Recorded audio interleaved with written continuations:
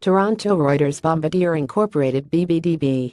Two shares extended their recent losses to hit a four-month low on Monday following a report that the train and plane maker likely will lose out to Alstom siemens-alstom in a rail deal with Siemens-alstom.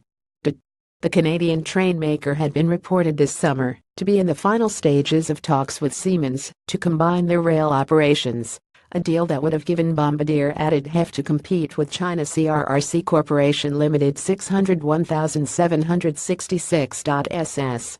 Bombardier's stock fell as much as 8.1% to hit its lowest since May 18 at $2.05 in Toronto.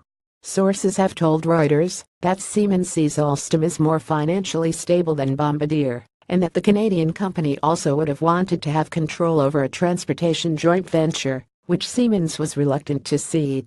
If Siemens merges with Alstom, that's going to create a very powerful global competitor for Bombardier with better scale, a better balance sheet, said Lauren Steinberg, president, Lauren Steinberg Wealth Management Incorporated in Montreal.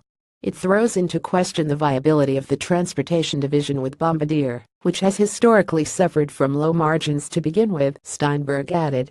The company is also awaiting a U.S. trade court's preliminary ruling, expected to be made public on Tuesday, on Boeing Company SVA.N complaint that Bombardier is dumping its Nuke series passenger jet in the U.S. aircraft market.